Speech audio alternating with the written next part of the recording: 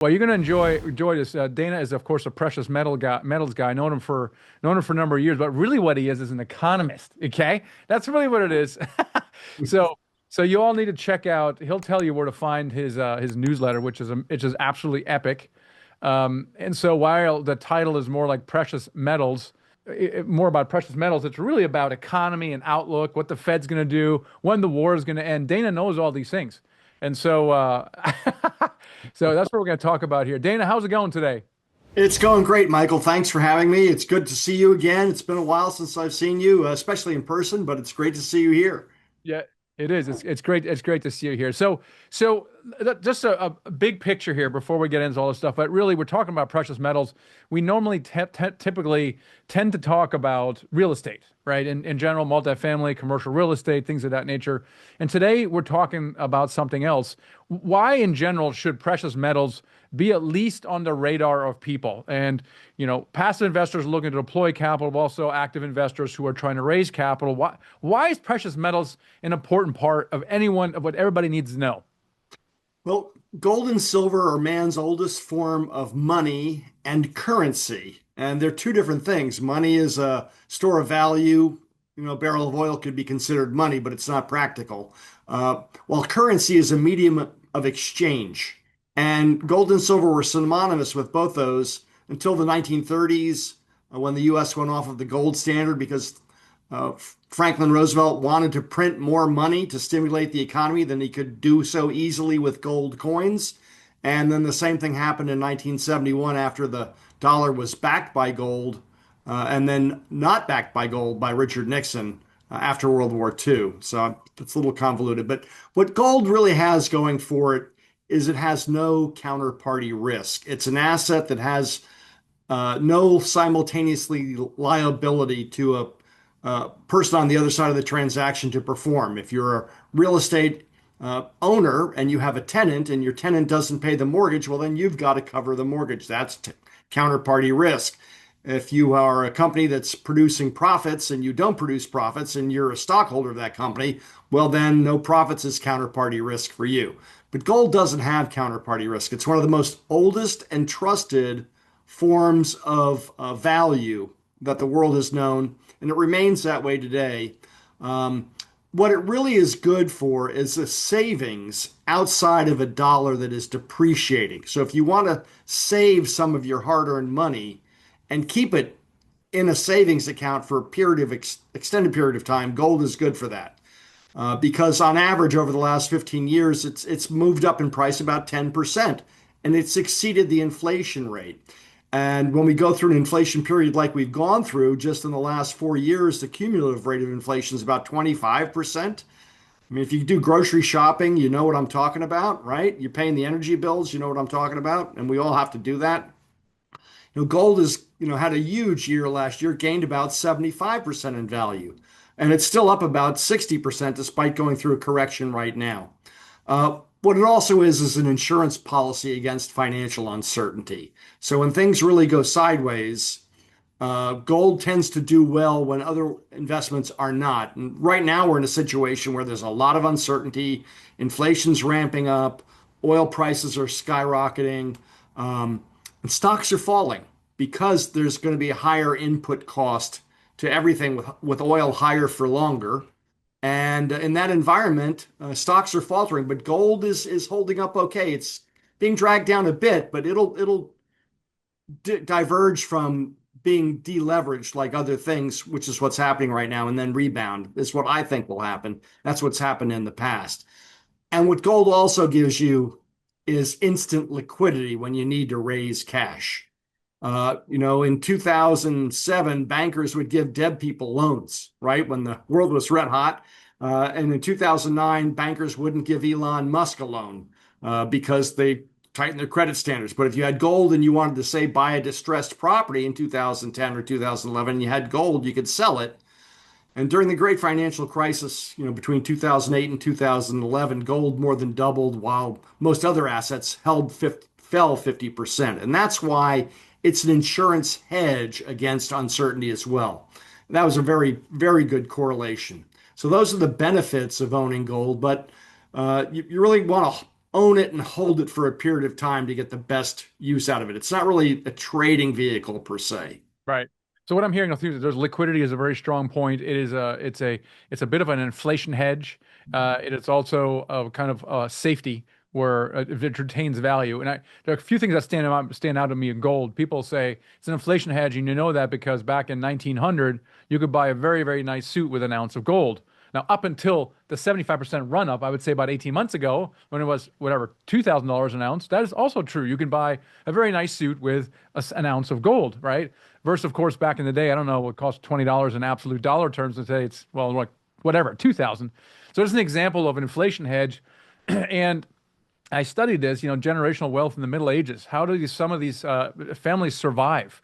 Like the wars and all this, pillaging and stuff like that. And what they did is they had these gold coins that were relatively transportable, as well as art, for example, is another example of that, where people were able to transport a huge amount of wealth and preserve a lot of wealth for the similar reasons. So it has a lot of things that make gold very, very interesting. What I'm interested in is, of course, your explanation of the wild gyrations of gold, because we as real estate investors can really pay attention to that while it affects everything, including the price of precious metals, but also interest rates, real estate, and the economy as well. So I'd love to get your thoughts here for us and the audience about, why there was. Let's talk about the run up first. We talked about 75% last year. It's been down considerably. I have some questions around that. That doesn't seem to make a lot of sense. To me, when the inflation went up, I was expecting gold to go up, and I think you were predicting it as well. Where I think collectively off on the timing of that, it took a little while until about a year or so ago. What was it? Why was there a bit of a delay in gold going up when we had 11 straight interest hikes in response to high inflation rates? Gold didn't really respond the way I don't know it should have, in my estimation, but then it did respond big, about a year ago. Well, let me take a bit of a step back. Gold was $800 in 2008 when the great financial crisis hit. By 2011, it was $1,900. When the economies of the world gained traction, 2013, 2014, and interest rates settled, the economies really started to function again. Gold fell into 1,000 to 1,300 trading range, where it went sideways for 5 years. Now, before that, $800 was an all-time high going back to 1980. So now the low was higher than the previous high. Okay, then we get into 2019 and the global economy starts to slow down. The Fed started to cut interest rates. Gold went from 1,300 to 1,700. Then COVID hit, and we had $6 trillion of new stimulus debt money created out of thin air, and gold went to $2,000 an ounce. And then it went sideways for 2 years. But in 2022, Russia invaded the Ukraine, and we weaponized the dollar. And countries around the world said, well, if the US can penalize Russia through the dollar by throwing Russia off the SWIFT international bank transfer payment system and stealing 300 billion of Russian assets, sanctioning that, holding it, they can do it to us. But if we hold gold in a vault, it can't be seized or sanctioned. So central banks started to really increase their gold buying, which they had done since the great financial crisis, as kind of a hedge for themselves. Between 2022 and 2024, central banks started to buy 1,000 tons of gold a year, and the mines make about 3,500 tons a year. So that's about a third of the gold buying. Now, during the same period of time, we had inflation rear up in 2022 into 2023, go to 9%, and the Fed raised rates higher and faster than any other time in 25 years. And what happened was the dollar got inordinately valuable relative to other currencies, which made gold more expensive in other currencies where most of the gold around the world is bought. So despite inflation being high, a strong dollar, because the Fed was so far out ahead of other central banks in raising rates, it attracted a lot of money into the US, which pushed the dollar up and held gold in check. Now, once that kind of neutralized in 2023 into 2024, gold was back to 2,000, and that's really when the rubber started to meet the road collectively for central bank gold buying. And gold in 2024 went from 2,100 to 2,900. And last year it went from 2,900 to about 4,500 by the end of the year.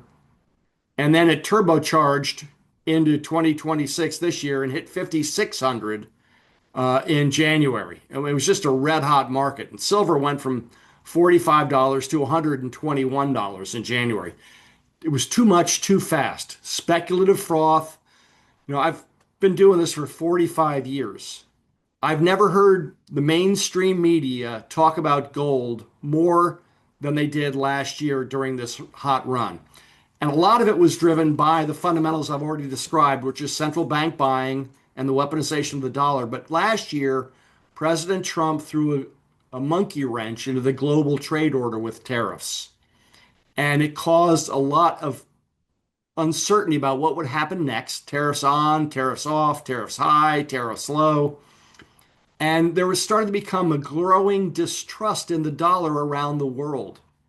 And citizens and governments around the world said, what do we buy that we can insulate ourselves from this with? Well, gold and silver were those things. And that helped to drive the metals to record highs. And now we're going through what I would consider a natural consolidation phase where you get a sell off for profit taking and then some real volatility, but it's narrowing. And now we've got a complication, which is a war, a major war Sure. affecting the biggest energy producing region of the world significantly right now. So Right. that is creating a global liquidity event because a lot of speculators in all markets, stocks, bonds, precious metals, when they don't know what's going to happen next, so there's no clear trend, they sell and go to cash, right? And that selling is putting pressure in the stock markets, it's putting pressure into precious metals because these entities, they don't always sell what they want to sell, but they sell what they can sometimes. And gold is always sellable. It's always liquid. So I call it throwing the baby out with the bathwater, Mm. and then you realize, oh, there's the baby laying on the ground over there. We got to go get the baby back. And that's kind of what's happening right now is metals are being sucked into a global liquidity downdraft because there's just a lot of uncertainty around the world of how high this oil shock will be, a supply shock that's creating much higher prices, how prolonged it will be. And so stocks are getting sold off. Everything is being liquidated while traders try and figure out what's going to happen next. And gold and silver are victims of that right now, too, which is to be expected in the short term. But I do think that they'll be sought after again as a value buy once this phase passes. What is so related to all this? What role do interest rates play with regards to precious metals? To what degree should one pay attention to that? Obviously, as real estate investors, we have to pay a lot of attention. So I'd love to, how do interest rates affect precious metals on the one hand, but also number two, related to that is what do you think is going to happen with interest rates? Well, right now, we're seeing the yields on the 10-year Treasury and the 2-year Treasury yields spike because bond investors are selling bonds because of it. They're fearful of inflation and they don't want to be blocked into a rate that could be lower than the market might take it. So bonds are selling down and interest rates are rising. That tends to pressure gold lower because if you can get a positive yield, which is defined as an interest rate that is above the rate of inflation, that's a positive yield. That tends to impair gold's desirability because gold is just a rock. It doesn't produce a return of any kind other than appreciation or depreciation in the currencies we measure it. So when you get a positive yield in interest, then gold tends to do less well as a desirable element. And that's part of what's happening right now as yields are run up. The 2-year Treasury yield is up about 80 basis points in the last month, and the 10-year is up about 50 basis points. And they're both, I mean, the 2-year is well above the Fed funds rate right now. And I think that the rising yields, especially on the 10-year Treasury, have neutered the Fed's ability to really do anything in the current market because interest rates are determined for real estate investors and everybody else who has to borrow money by the 10-year Treasury yield, which is now about 4.4%, while the Fed funds rate's about 3.6%. Now, before this, the 10-year was 3.9%. right? We'll talk about that because this is not very well understood, I think, by a lot of people. We think that the 10-year Treasury and interest rates we pay on our mortgage is driven by the Fed rate, and increasingly over the last year they have not. It's like the Fed can do one thing, they cut it by 1/4%, and nothing happened. In fact, the yield went up even further. What is behind that? Why is it? You talked about buying and selling of bonds. Why does that actually, at the end of the day, affect our interest rates? Well, bonds are the world's largest credit market in the world, and especially US Treasuries. We have $38 trillion in debt that we sell our bonds to support that debt. And inflation has been stubborn. So the Fed has a dual mandate to defend against rising inflation by raising the rates, which is slows down the economy by creating higher financing costs. We call that demand destruction, or stimulating the economy by lowering rates to protect the employment market, right? So it's a dual mandate. And right now they're caught between the two, right in the middle. And there's not a whole lot they can do because the market is telling us, hey, inflation's going to be worse than we thought it was. So yields on the treasuries are rising while the Fed is sideways. Meanwhile, we're hardly making any new jobs in the past year. On average, we've made 13,000 jobs a month per month over the last 14 months, which is historically low. So the Fed's caught right between a rock and a hard place. And if the economy suffers because of this inflationary impulse that we're going to start to feel now from this Iranian war, they could lower rates to try and stimulate the economy while the market continues to believe that inflation's going higher and holding the interest rates up. Why would you want to buy a bond that pays 4% today when you might be able to buy one that pays 4.5% a month from now if you think inflation is going to be higher? That's how the bonds really work, right? If you think interest rates are going lower or the yield on the treasury is going lower, you want to buy a yield now at 4.5%, because if that yield goes to 4%, you're making more than the market would offer, a couple months from now. So that's the inverse relationship of gold to rates. Now, if real rates are negative, where the inflation rate is higher than the interest rate, that's really good for gold because that means that the economy is not doing well and you can't earn enough interest to cover the inflation that's deteriorating your purchasing power. So it has a lot to do with not only the rate of interest, but where the rate of inflation is as well. And right now, the rate of inflation is rising, but it hasn't really hit the street yet. Right. It sounds like you're predicting a higher inflation as well. Oh, absolutely. Yeah. I'm not a great economist, Michael. Thank you for saying that. But what happens is gold is just a rock. It doesn't do anything but lie there, right? So it's pushed around by all these other forces. And I've been studying these forces for 40 years now, which is really why I'm pretty good at understanding how they affect gold. And one of the things I follow a lot is, all the financial news. There's a lot of noise about the war right now, but it's clear that the impact of number one, not enough oil coming into the world since this conflict started, right? Because the Strait of Hormuz is closed, which supplies the world about 20% of our oil and other things, natural gas, helium, which is critical to computer chips, aluminum, the fertilizer. These are all things that come out of the Persian Gulf as byproducts of oil. Um, so there's number one, nothing's been flowing for 3 weeks. And now, number two, some of the facilities there have been damaged and they won't be repaired quickly or easily, which will impair the production capacity that comes out of the Middle East, the Persian Gulf, for perhaps a year, 2 or 3. One of the biggest LNG, liquid natural gas plants, got hit by Iran last week, which produces about 20% of the world's liquid natural gas. And it's supposed to be impaired for 3 years or longer now, right? So what happens? The world wants X amount of energy, and suddenly there's X minus 10 or 15%. That means the prices are going to go up 10 or 15%.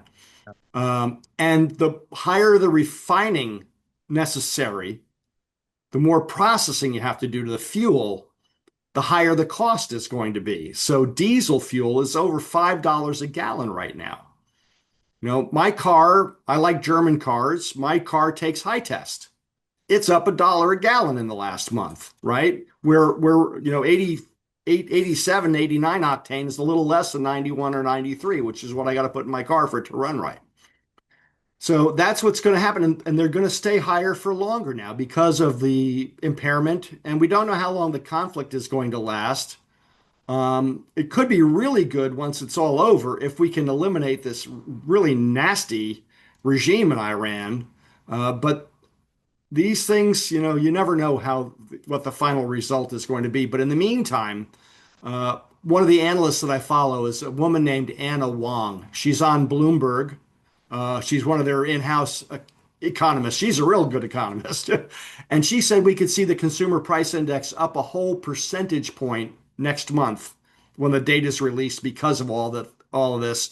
And one of the other world organizations just said we should have 4.2% inflation as a result of this conflict. And that's as far as it is right now. What should be an argument for raising interest rates again? I mean, what do you think the Fed's going to do to the degree they can actually affect interest rates now?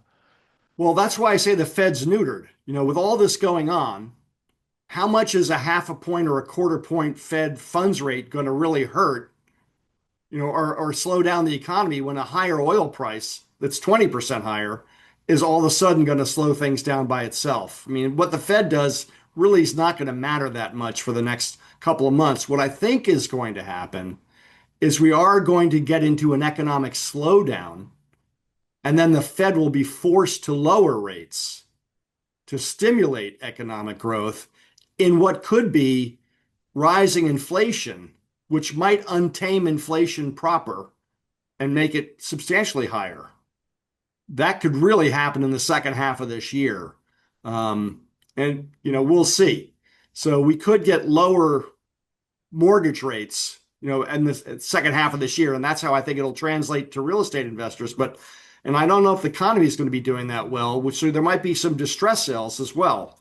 But I think inflation could really be much more significant as time passes also because I think the Fed will be forced to try and stimulate to grow the economy. But where 10-year treasury yields are at that point in time, who knows? Yeah, it's tough to say what the economy is going to do, to be honest with you, Dana. It's tough. We're all hoping that for a relatively strong economy because there's a lot of Class A buildings that still need to be absorbed. Someone's got to pay for them, and if the economy tanks, no one's, they're not going to be able to afford Class A rentals. That still is new on the market as well. So we're watching this very carefully as well. What else do you want to say about precious metals, gold, and the economy that we haven't covered yet? Well, you should look at gold as a savings policy for your personal finances. I mean, I'd much rather have gold on the side as a long-term savings vehicle as opposed to dollars. Now, I love real estate and I like to trade gold for real estate or real estate for gold, depending upon where we are in the cycle. This is a big picture thing, not a yearly thing. It's like, do we get a force majeure where real estate prices really go substantially lower, right? And they make great buys for real estate. Or do we get a point where gold becomes so strong like it did just a month ago that it makes sense to sell some of it for something else, right? But I like tangible investments in the world we're in today because we're in an inflationary cycle. And I think that that's a good place to be. And I love real estate. I actually like it a little bit more than gold because you can get people to pay for it for you when you have tenants or people that are on the other side of your transaction if you own the real estate. Well, I just say I like gold as a complement to my real estate. I love owning real estate. Yeah. Because gold doesn't pay you a dividend, it doesn't pay you a yield, you can't get somebody to pay for your gold for you like you can get someone to pay for your real estate for you if you have tenants, right? And I like to trade between the two when it makes sense, right? So when one is an extreme relative to the other, I like to arbitrage one for the other. Now the gold got very expensive, just a month ago. It was 20% higher than it is right now. I'm a bit of a gold bug, so letting go of it when a hot run is a little hard for me sometimes. But I'm glad I own it. I'll tell you one strategy that our friend Russell Gray taught me.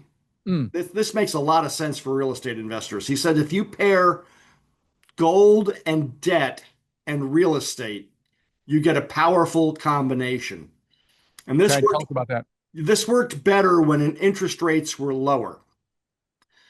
So, having lived through the great financial crisis and seeing real estate prices go down while gold went up, and then the Fed dropped rates to zero, when COVID hit, I knew a couple things fundamentally were going to happen.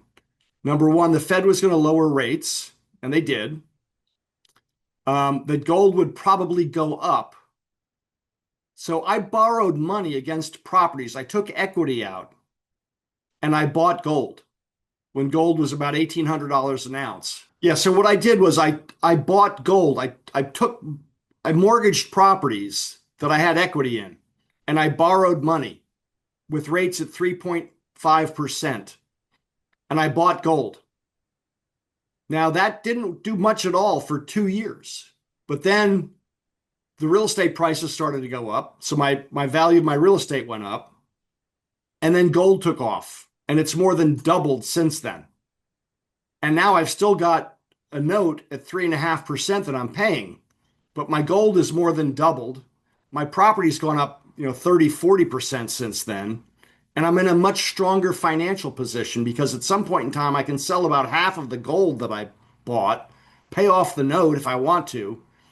I'll still have the real estate, and I'll have half of my gold for free, right?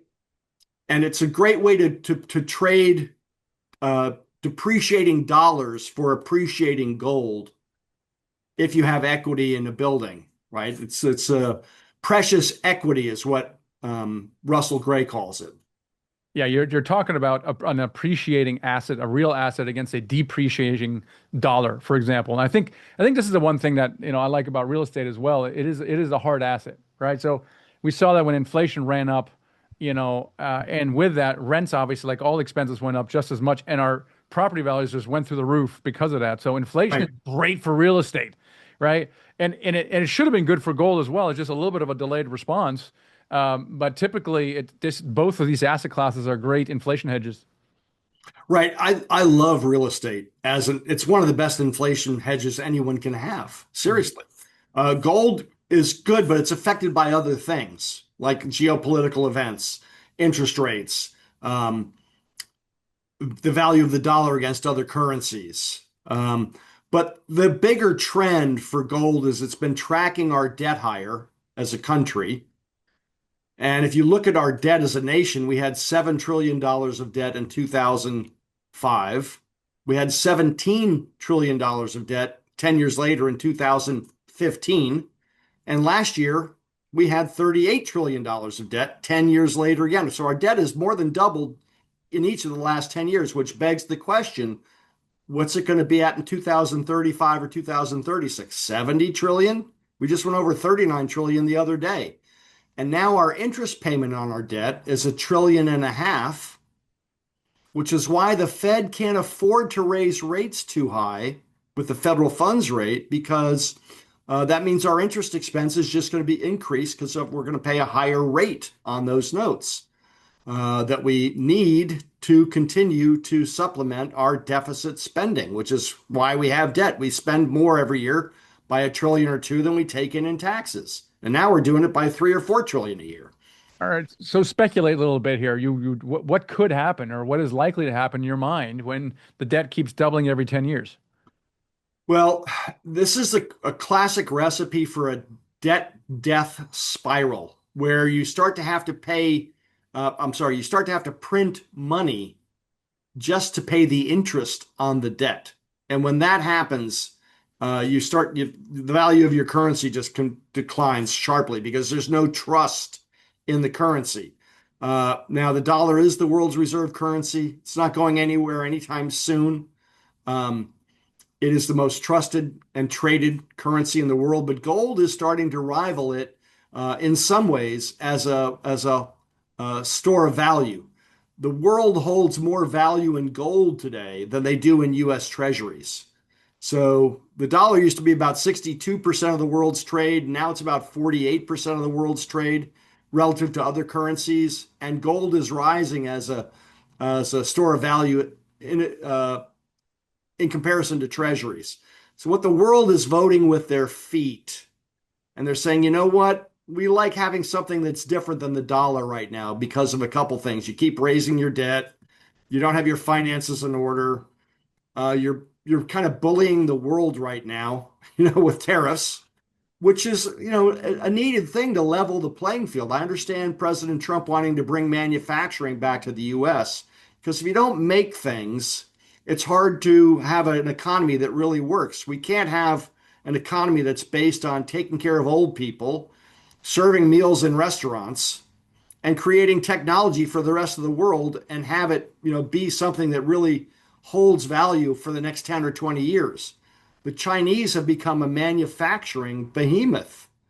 They make all kinds of stuff because we farmed our labor out to them because they were cheaper labor over the last 10, 15 years. Now we want to try and bring some of that back. That's fundamentally reflationary because we're duplicating systems that already exist, but it gives us redundancy and not dependence on them as well.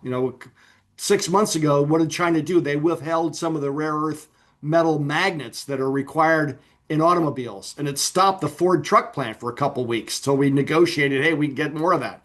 Now, rare earth metals aren't rare, but processing of rare earth metals is rare because it's dirty, nasty business. And China has, 95% of the world's capacity. We're going to duplicate that here, but it's going to take us a year or two, three to do that. And until we do, we're vulnerable to them on those rare earth elements. So that's part of what President Trump wants to do. But I do like the word diplomacy, and he's not real good at diplomacy. You never quite know what's coming next. And this conflict in Iran, I think, is another, magnification of how, hey, we're going to be nice today, but we might bomb you, really sharply tomorrow if we don't like what you're saying. Now, I do think he transmits a lot of, just stuff out there. So the real intent, I think there's a real intent underneath all that and real purpose with real goals. But some of the disinformation we get is to try and hide that from, our opponents. Yeah, I never know really what's going on behind the scenes for sure. But look, it is. I always enjoy jamming with you, Dana. Enjoy your newsletters. Tell people how people can get this newsletter and maybe connect with you as well. So I comment regularly on the markets and on the metals because all these different forces come into play to push metals prices up or down.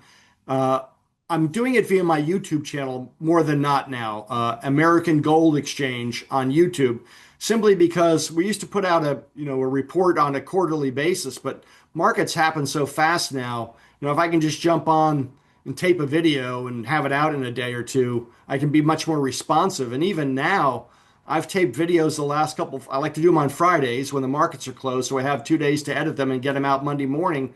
The last couple of weeks, by Monday morning, the world's a different place. It's wild. So it's hard to keep up with all these events right now, but that's really how I'm conveying information. And I'm putting my 45 years of watching all of this and trying to, to look forward as well as anybody can in this world right now. Yeah, it's awesome. Everyone check out American Gold Exchange on YouTube. Dana's just very good at watching all the fundamentals that all real estate investors need to watch as well. So, hey, Dana, thanks so much for being on the show today. Mike, thanks for having me. It's great to see you. Say hi to your family for me, and I hope I get to see you again in person soon.